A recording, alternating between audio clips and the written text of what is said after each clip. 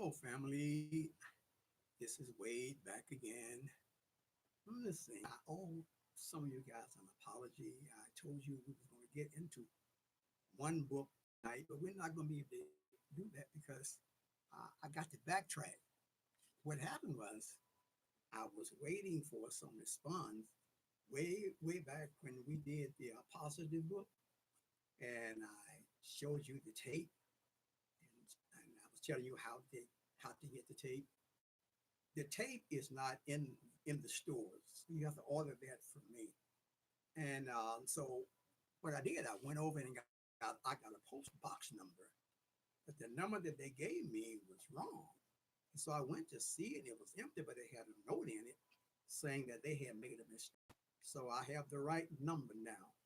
So the tape is on the positive book, and it's it's a real good tape. I guarantee you will enjoy it. I guarantee you that. If you got kids, I guarantee you it's about an hour long, but it's a lot of things gonna make you laugh, and a lot of things you're gonna learn that you did not know. And so the tape is $10. Uh, I have to make them. So when you send, just be a little bit patient because if I have a bunch of orders at the same time, you're gonna have to wait until I have to copy them. Okay, okay, but it's a must. You got to have it because I'm telling you, it teaches you so much that you don't know, and it goes with the positive book. You guys remember how to become positive? Is it too late to become positive after being negative so long? Uh, you can now you can get the book from Barnes and Nobles, Amazon. You can get the book. Just go on and tell them that you're looking for. Tell them the name of the book, and and you tell them that the author, Wade Hooks, and I'm sure they'll be able to get it to you. Okay, so for those of you that might have missed out, I just want to show you what we've gone through already. I'm not going to go through everything. I just want you to see the book. One of the books, which is really good, is Managing Money Made Simple. And one of the books we've already done is The Cry of the Gay Child. Mama, Daddy, please don't throw me away.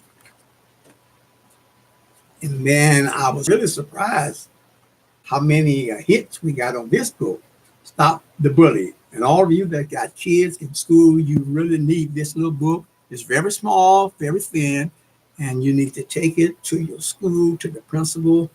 And I was just telling you ways, because I was bullied, ways of to get out of being bullied. So it's very, and the people were saying that, that was really good. We really enjoyed that book. And then I think we've done this one too, the Afro-American Woman, She's a Thing of Beauty. If we haven't, we'll go back over them. And then last night we was talking on this one, Experiencing Ultimate Intimacy in Marriage. That's a real good book. And so what I want to do, I want to piggyback just a little bit more on the marriage thing. Okay, before I forget, let me give you the number. Okay, that's the post office number.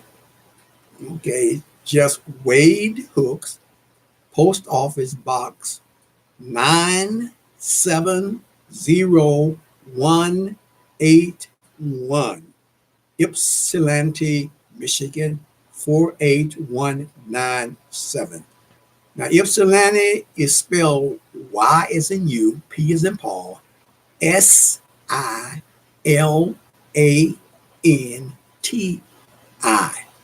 If you don't want to write all of that, you can just write YPSI and it would get here. That's Michigan 48197. You guys don't know how much I appreciate talking to you guys. We have some newcomers coming on tonight. And I've just had, it's just been a ball. I enjoyed I know I'm different than most people. I tell jokes and I got gestures because they always talking about how I use my hands and all that. So look all over all that because that's just who I am. But I do want to piggyback just a little bit on marriage because it's a very important part of life. Very, very, very important part.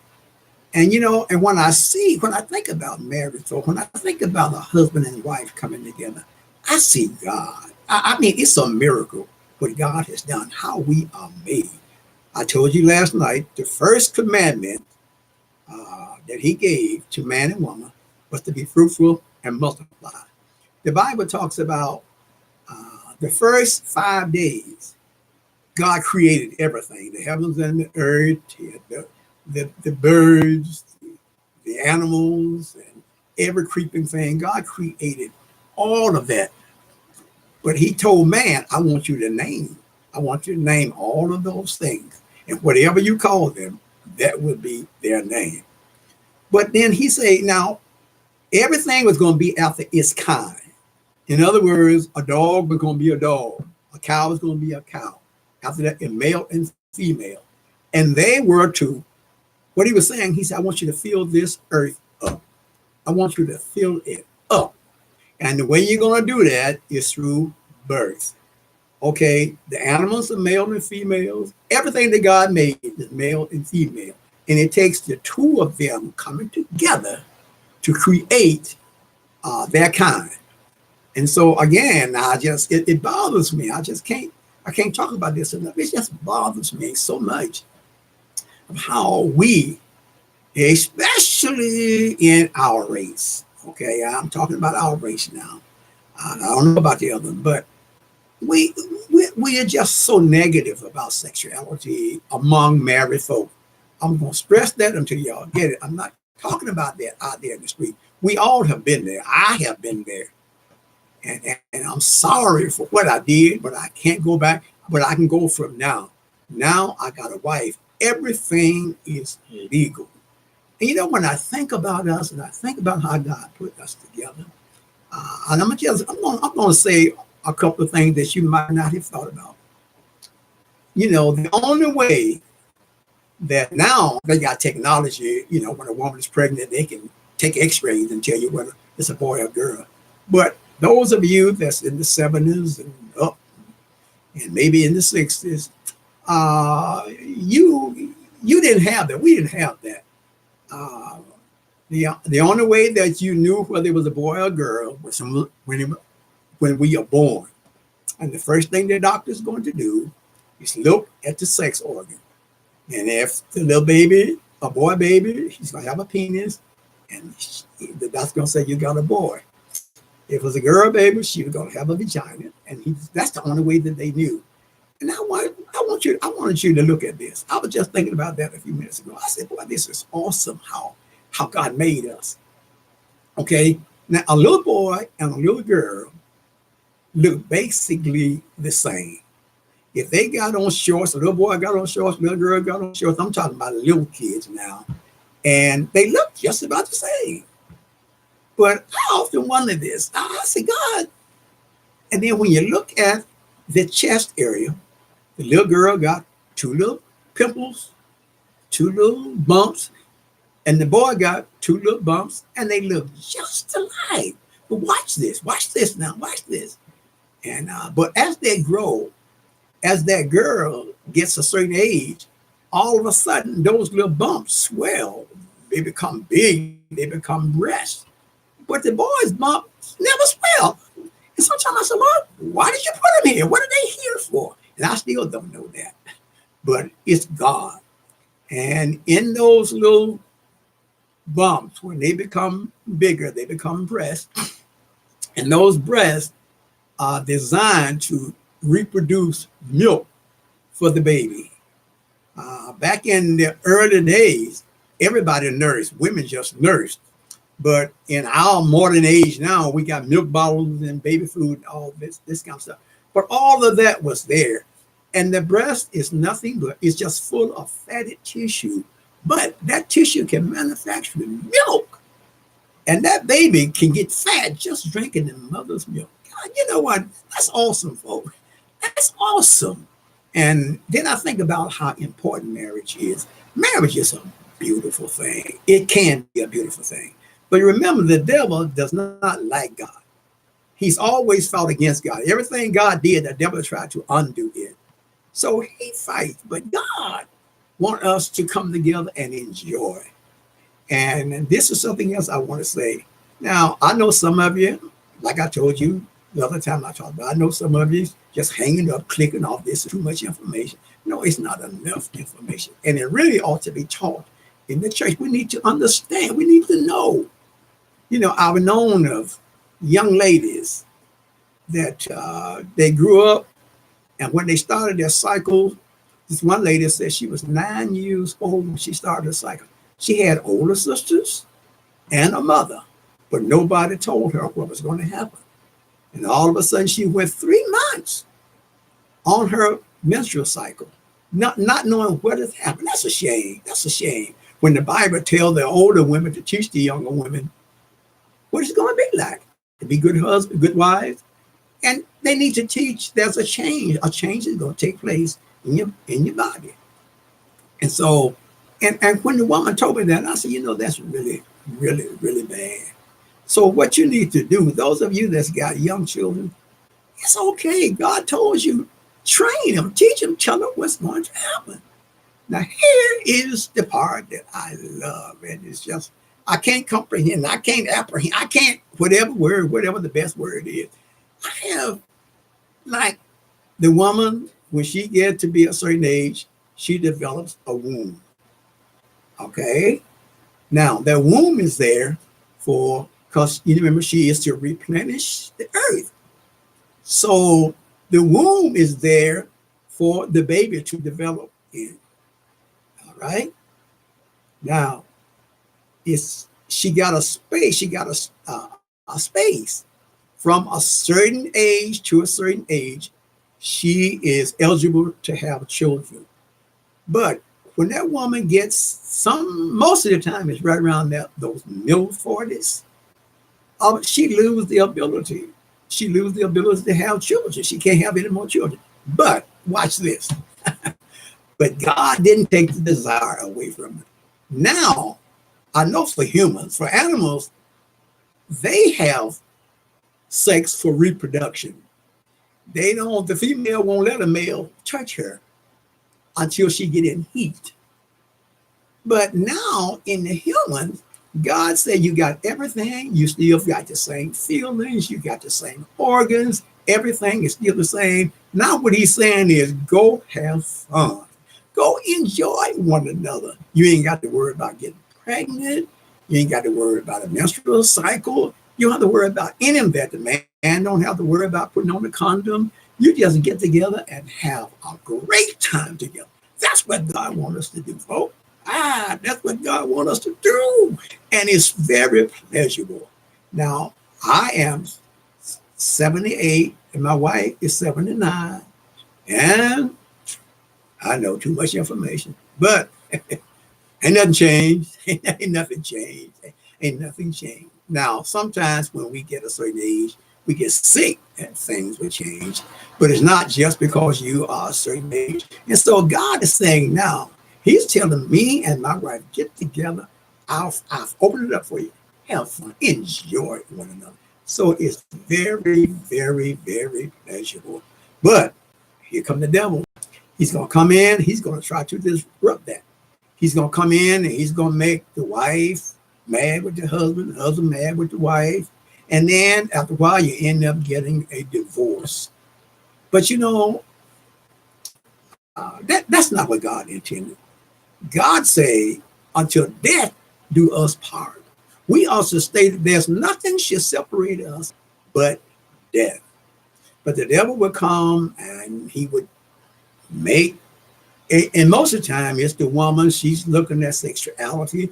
The married folks I'm talking about, married folk, you young folks, I ain't talking about you. I'm talking about the married folk. And he will make you think that it's dirty. What you're doing is dirty. But you know what? When you look at it, folks, what are you saying to God? You're You're telling God you created something nasty, you created something dirty, and told us to enjoy it. So I have trouble with that. I have trouble with that. And again, I know I just lost a whole bunch of folks. That old nasty preacher.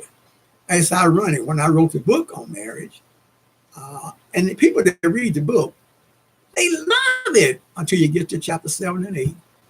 My reputation in the city that I live in is I am the preacher that wrote the nasty book.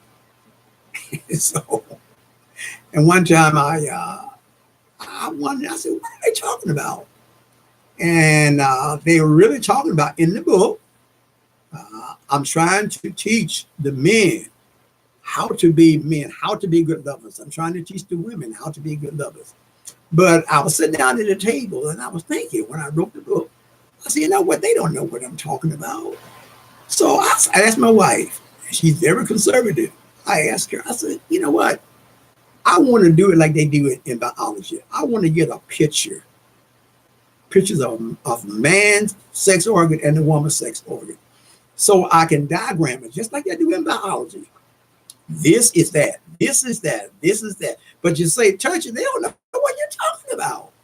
And so she said, you know what, I think that's a good idea. And I got it. And so what I did is I took her to a preacher to see what he thought about it.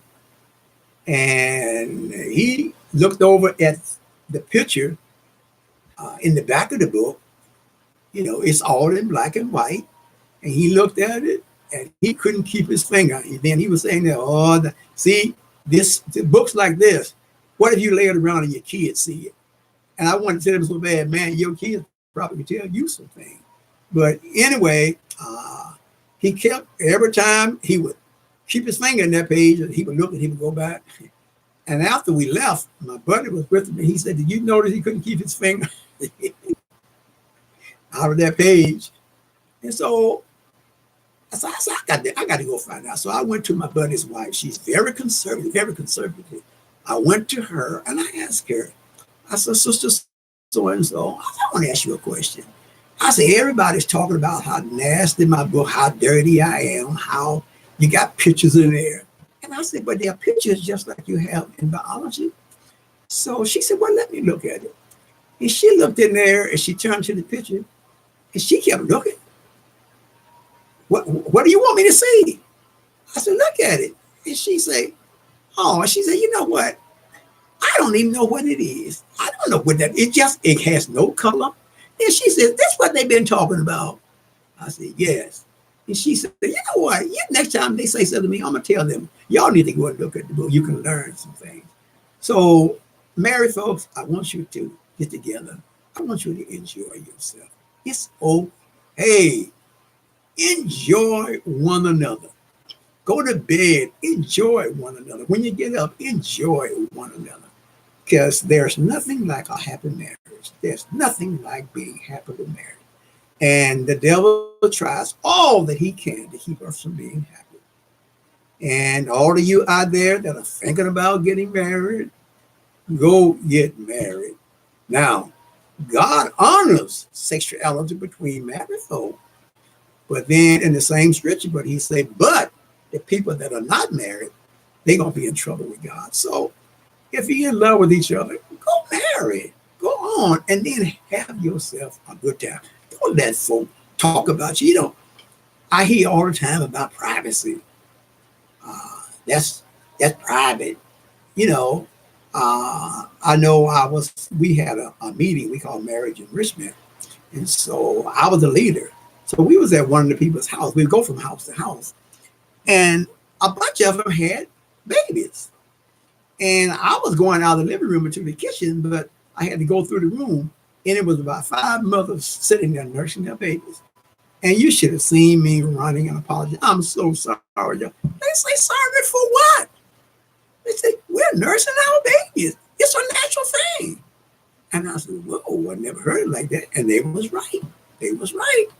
And then people are always talking about that's my business. And yet you walk in church or walk in a place, look like you done swallowed a whole watermelon whole, Everybody know what you've been doing, but that's private. That's my private business. Well, you just expose your private business because everybody know how your belly got to be that big. All right. Well, I know I'm in trouble. Ooh, I know I am in trouble, but that's all right. If it's two or three of you left, just enjoy it. And that's really what it's all about. And that's what God wanted us to do. God wanted us to enjoy one another. Go ahead, go back and romance like you used to. Tell your wife that she's beautiful. Tell your husband that he's handsome. My wife was looking at a picture the other day, and I know I'm not handsome. I know that. But she was looking at a picture that I had, and she said, "Wait, you look good. You look good." Oh, that made me feel so good because she's a fox. She really looked good. She still looks good. At 79, she still looks good. So it made me feel pretty good. But I know I'm not a handsome guy. But you know what? I just love being married. I love being married, and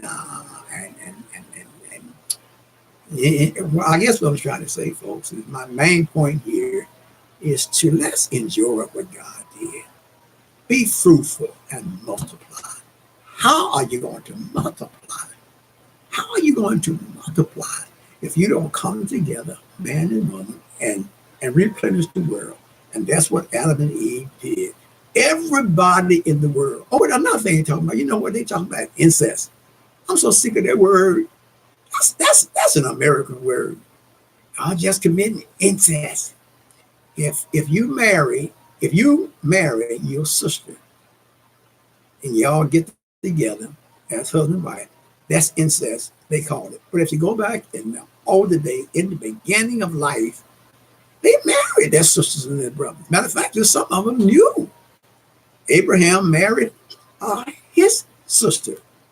His son married his sister. And then his grandson married his first cousin, married two of his first cousins. And they had normal kids. So they'll say if you come together, that's too much of the same blood. Well, if that's the case, all of us commit incest because we all came from two people. If you trace all of what am I trying to say? If you try our birth or where we come from, if you trace it all back, it started with Adam and Eve. So come on, folks, settle down, enjoy yourself. Husband and wife, I hope this encourages you. I hope you see a change. And I hope you're see that we're going to make this thing work. It's going to be beautiful. We're going to make it work. And all you have to do is to get an understanding. That's the number one problem. That's the number one problem in marriage. Lack of understanding. And we have to understand that folk, men and women, are totally different. We are different in our brain. We don't think alike. We don't understand things alike. What a man sees so simple, it's difficult for a woman, and vice versa.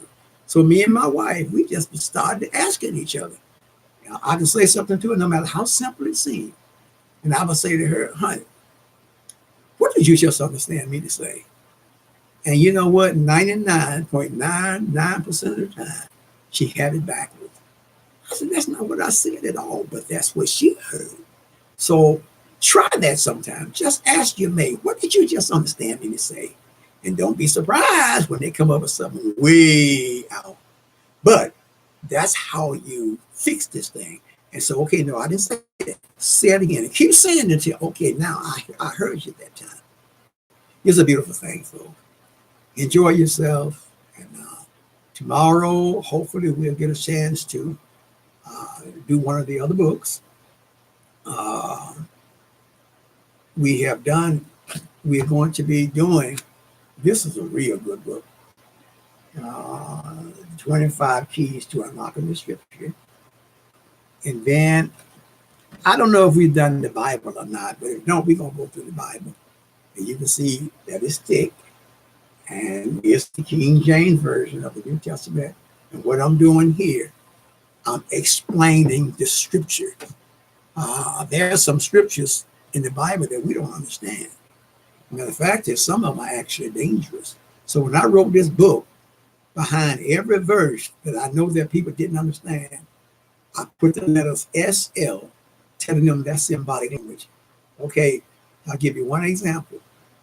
Uh,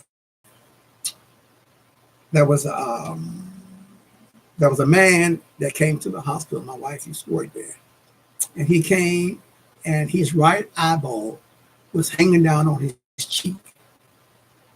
And she said, "What happened to you?" And then the doctor came in. The doctor said, "Man, what happened to you?" He said, "Well, doctor, I'm a Christian. And there's a scripture in the Bible that says, if my eye offends me, pluck it out, Pluck. And my eye offended me, so I plucked it out. And so the doctor got it, he put it back in, but the man lost his eye. 3 months later, he came back, his left eyeball was hanging down. Same thing had happened to him. And so when I read that, I said, you know what, I want to explain. You know, although it said, if your hand offend you, CUT, cut it off.